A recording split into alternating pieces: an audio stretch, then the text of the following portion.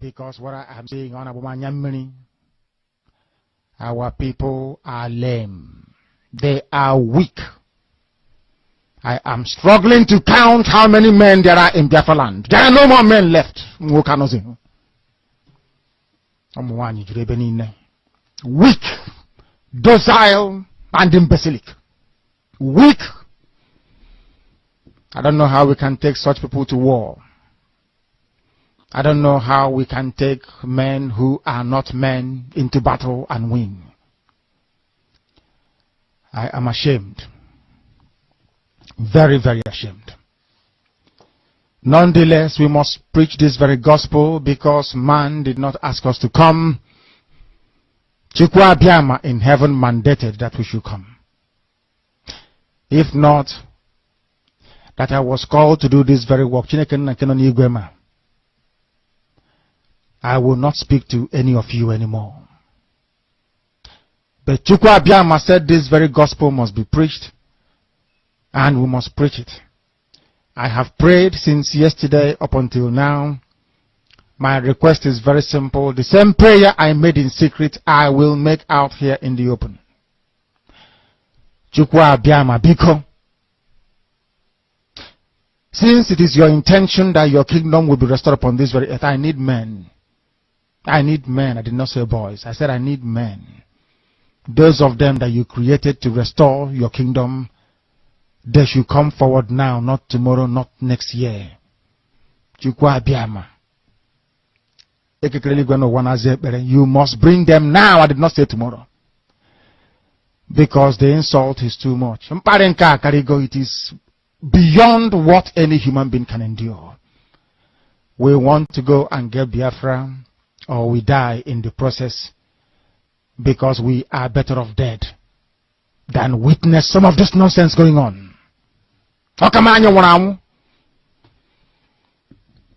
The level of insult is beyond what any decent human being can tolerate. They bring their cattle into our land. They desecrate our land. They kill us in the presence of our families and nobody does anything about it. And when the police attend, the police sit idly by as people are being killed by not a multitude of people. Only 4. Only 4 Awasa people can sack an entire village in Biafraland, and we call ourselves men. No, we are not men. Until we redeem our honor. Until we look at integrity and say, we must have a part of it.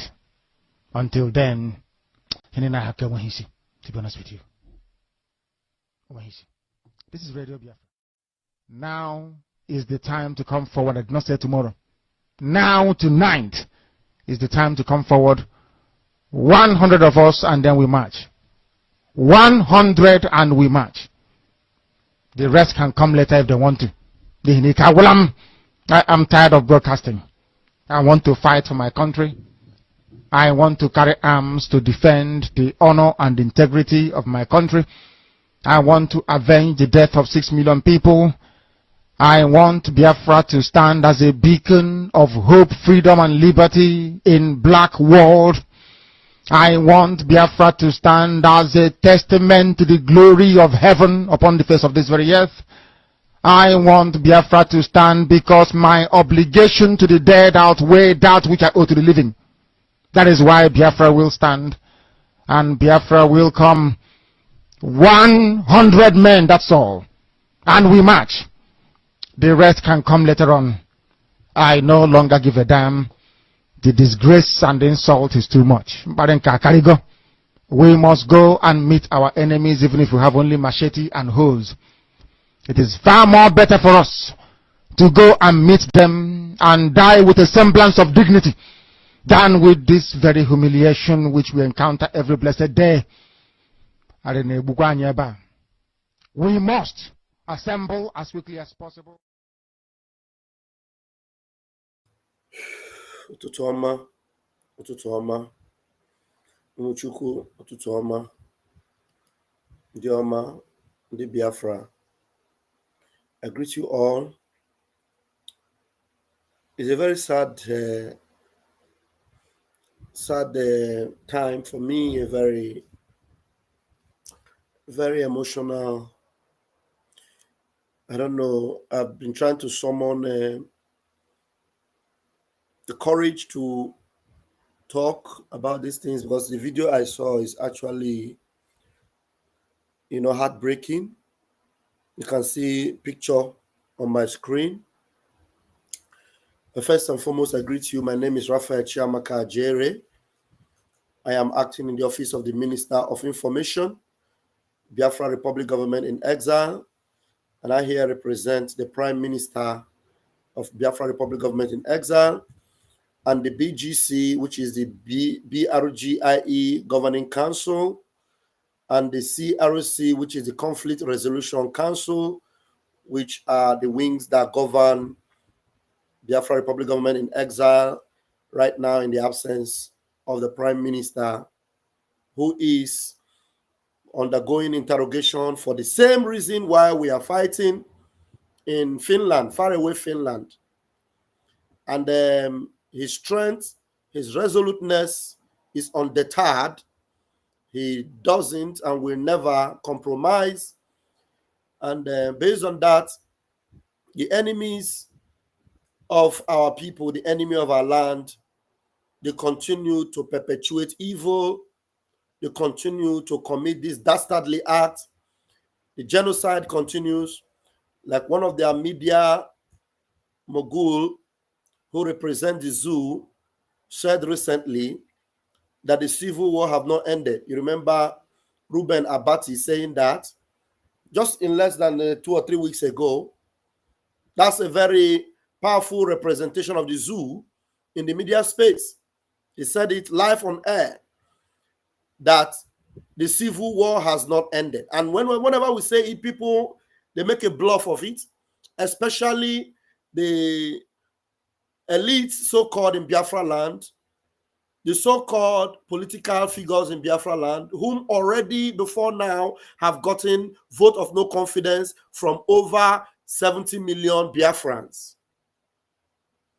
But we'll continue because we need to take the territories. So on behalf of BGC and CRC, I want to bring this memo to you. What is going on in Biafraland is not hidden from anyone. What is happening today all across Biafraland, but particularly the epicenter of this carnage, is Okigwe in Odimo State and some parts of Enugu, some parts of Ebonyi, and Okigwe and Olo are the epicenter in these recent times. The day before yesterday and yesterday, walking through the streets of Okigwe, you will see bodies of youths littered all over the streets, headless, decapitated by the Nigerian zoo terrorist army, causing this carnage, massacring Biafrans untriggered. These are innocent Biafrans. Some of them in their sleep, some of them on the streets, having their normal life and living their lives. They were overshadowed and overpowered by this zoo military army, which I'm going to show you pictures of their trucks and their war trucks inside Biafraland. I cannot show you pictures. I just cleaned the picture because of some image community guidelines on social media.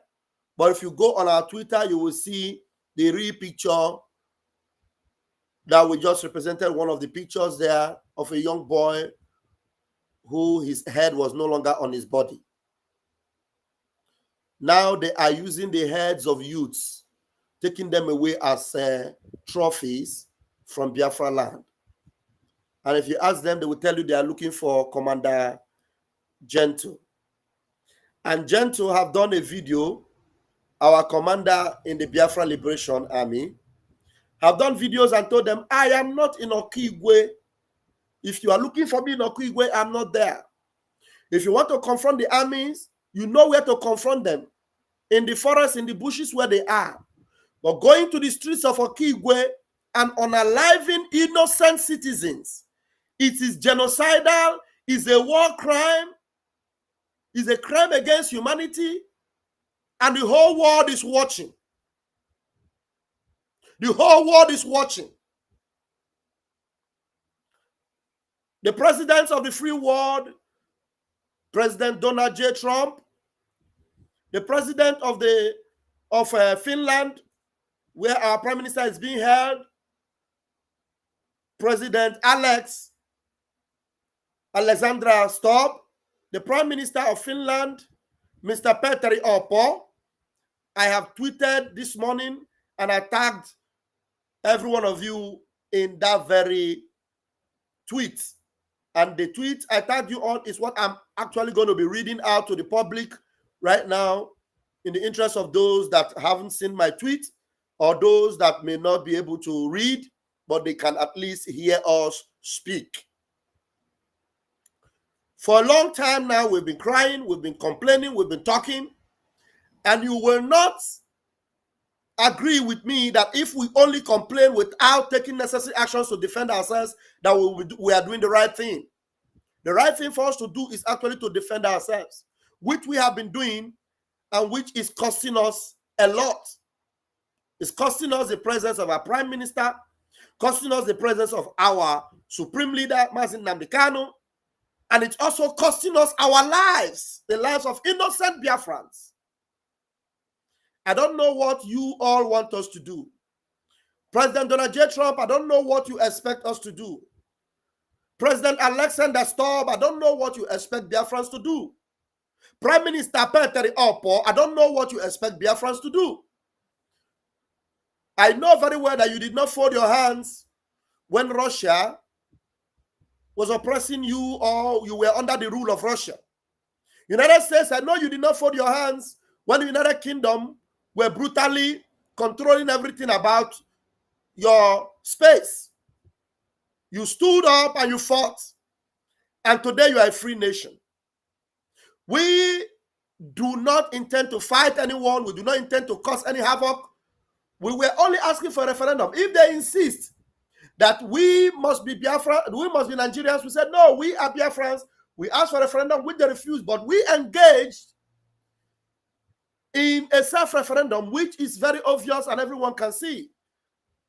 In Finland, last year in Finland, December 2nd, the results were out there and everyone saw it, that Biafrans overwhelmingly voted to never be a part of Nigeria, to be on their own, which is something that is their inalienable rights. Even the vice president of Nigeria admitted that it is our inalienable rights to ask for this freedom. I don't know what else we should do. Without further ado, please, the world community and those that care to listen to us, please, Biafrans, as you are coming across this, continue to hit the like button and share so that the algorithms will get across every other social media network so that everyone will hear and listen to our plights. This is a time that Biafrans, we should come together. This is not a time for you to be showing your differences and displaying our ignorance in the public glare. It's a time that we must be united as one force, because our enemies are united against us. If we continue to divide ourselves, continue to say, I don't like Van, I don't like this one, I don't believe this one, you continue, you are hurting yourself. You're not hurting only me. You are hurting yourself. And so, in the interest of all Biafrans, let this message go viral. I will only speak. I'm not going to force you to do what you have to do. Thank you. Now, I want to enlarge this and then read it for all to see. Please follow me as I will read this to everyone. You can already see that picture you see me covered there. It is a lifeless body of a young Biafran in the street of Okigwe. His head is no longer on his body. All right, here we go. Biafra Republic Government in Exile, BRGIE. BRGIE Governing Council, BGC. From BRGIE, from Biafra Republic Government in Exile, BRGIE. The international community, human rights organizations, United Nations, African Union, European Union, global media outlets. Subject: crimes against humanity by Nigerian military, integrated Boko Haram, urgent appeal in respect of ongoing massacre and genocide in Okigwe State of Biafra. Sunday 10 August 2025. The people of Okigwe State, the United States of Biafra, witnessed yet another unspeakable atrocity committed by the Nigerian military and its reintegrated Boko Haram jihadist forces. These Nigerian agents, heavily armed and acting with impunity, invaded communities in Okigwe, targeted male youths and young adults aged 18 and above, and gruesomely murdered more than 100, many of whom were mutilated and decapitated. Nigerian soldiers went house to house, dragging young men into the open and beheading them like animals in slaughterhouse. Entire homes were burned to the ground, rendering countless families homeless. The scale of horror is beyond comprehension. Biafrans are losing citizens in the hundreds daily, and the world remains silent. Below there, you can see the picture of armored tankers and military vehicles parading the streets of Okigwe and the lifeless bodies on the floor. This is not an isolated event. It is part of a coordinated and ongoing campaign of ethnic cleansing across Biafraland.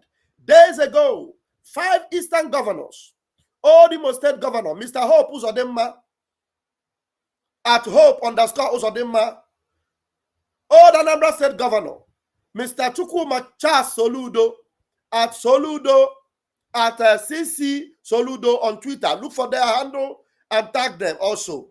Old Abia State Governor, Mr. Alex Oti, at Alex Oti OFR. Please tag him also as we are speaking, so that he will get to join and see what their hands have brought upon their own people. Old Enugu State Governor, Mr. Peter Ndubisimba, at PN Mba. Please tag him also and let him come here. His attention is needed here. Look at what he's bringing to his own people. An old Ebonyi State Governor, Mr. Francis Obonna Mwifru, at Francis Mwifru. Please tag him ASAP and let him get here and see the carnage they are bringing to their own people in Biafra land. Reportedly, these men, these governors, reportedly invited these integrated Boko Haram forces into Biafra territory, fully aware of their mission to commit genocide.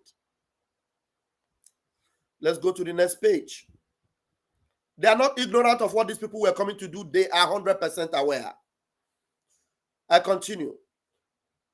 Women and girls are being abducted daily, raped, or taken to unknown locations. Men are executed on sight or kidnapped for ransom. As this memo is being written, Okigwe remains a battlefield, with Nigerian military convoy flooding the region, not for peacekeeping, but to exterminate our people.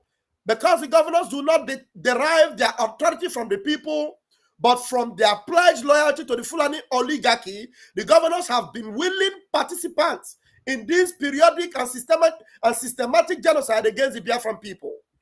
Our only crime is daring to ask for freedom. I repeat, our only crime is daring to ask for freedom.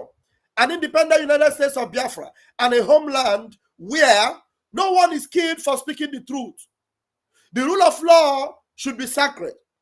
Equity is a reality for all. Children can grow up in safety. Are these not things that everyone in the world wants their people to have? In the United States, no one is killed for speaking the truth. In Finland, no one is killed for speaking the truth. In the United Kingdom, no one is killed for speaking the truth. In the United States, the rule of law is sacred. In Finland, the rule of law is sacred. in every part of the world, in Europe, England, and Germany, every part of these places, the rule of law is sacred. Equity is a reality for all the people living in America, Finland, and all the whole of Europe. Children can grow up in safety in all these parts of the world. Why will Biafra be different? Why are we being held down in our peaceful environment? Why are we being targeted and the whole world keeps silent? Why is Donald Trump silent? Why is Alexander Stubb keeping quiet? Why are the United Nations, as powerful as they're supposed to be, why are they keeping quiet? Are we asking for too much? That we should not be killed for speaking the truth? That the rule of law should be sacred in our own environment, and that equity is a reality for all? Are we asking for too much? That children can grow up in safety? Is this too much for us to ask for our own people? For these aspirations, our leader, His Excellency Mazin Nnamdi Kanu, remains illegally detained in Nigeria's DSS isolation cells after being kidnapped from Kenya. And this is something that the whole world is aware of. No one of these world powers can deny that they're not aware of the ordeal of our leader Mazin Nnamdi Kanu in the hands of this terrorist government of Nigeria. Finland is aware, the United States is aware, United Nations are much more aware than anyone in this world. They also get their verdict by asking Nigeria to let Mazin Nnamdi Kanu go and pay him compensation. The United Nations. But till today, Nigeria have done nothing, and the United Nations that gave that verdict, that gave that ultimatum, and gave that particular order, they remain mute and they remain silent. And I dare to ask, is Nigeria supposed to be above the law? Is Nigeria now a secluded banana republic and rubber stamped by United Nations and the UN and the USA to continue to exist and live like that, like a banana republic? And our Prime Minister, Mazi Simon Ekpa, our Prime Minister, His Excellency Ekpa Simon Njoko, has been detained in Finland for months for daring to agitate for his people. I want the whole world to judge. We ask the world, where else can a nation lose hundreds of citizens daily and the world remains silent? We ask the world, where else can genocide be live streamed in slow motion and no action is taken?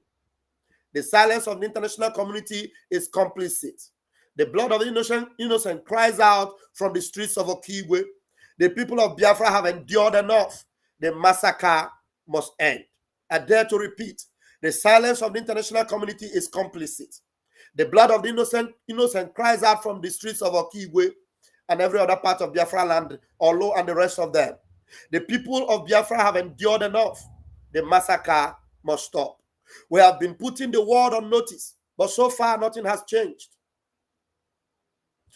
At MATT_Van Dyke, you have written about Biafra in the context of Gaza, but Biafrans are going through hell in the present day. And this is an opportunity for you to help sensitize the world about the ongoing genocide in Biafraland that the world has refused to talk about. If the killings are not halted and justice is not pursued, history will remember that the nations who could have acted chose instead to be complicit through silence. The Eastern governors are accomplices today in the genocide, but the evil that men do must live after them and their children. When Nigerian military and its reintegrated Boko Haram can no longer find ordinary Biafrans to murder, the descendants of these governors will become their target at that time. We call on well-meaning people all over the world to lend their voices to our cry. Sincerely, Honorable Emma Madabum, Chairman, BRGIE Conflict Resolution, BRGIE Governing Council, BGC. Please, this message should be shared widely and let the whole world know that we will no longer be silent. We will no longer be quiet. We will no longer be silent. We will no longer be quiet. The whole world must come to our rescue. The whole world must come and speak up on our behalf. If they continue to keep quiet, and allow us to go through this. When they came for the unionists, they kept quiet because they were not. They came for the trade unionists, they kept quiet because they were not trade unionists. But after they have tried and went to all these things, all these people, the trade unionists and everybody they went for, and you all kept quiet, they will come for you. I'm paraphrasing these particular lines. I know you understand what I mean. They come for you, they come for others, you keep quiet. They come for other nations, you keep quiet. When they have gone for all those nations and they finish them, you will be the next they will come for. They will come for you. Yes. So do not think that what we are going through now, yes, you will say it is good for them. They are the ones that are asking for Biafra. Why wouldn't they keep quiet and suffer in Nigeria? As if the other parts of the world that fought for their freedom, if they had kept quiet, they would have had it today. Thank you very much, every one of you that have listened to this. I don't want to extend this program. If I'm going to come out again, I'll come out for a different topic. I came to actually read this message so that the world may know that we are not silent and we will never be silent. God bless Biafraland. God bless our leader, Mazi Nnamdi Kanu. God bless our Prime Minister, Mazi Simon Ekpa. God bless Biafra Governing Council. God bless the Conflict Resolution Committee. And God continue to uphold and bless our Biafra land. Ise, Ise, Ise.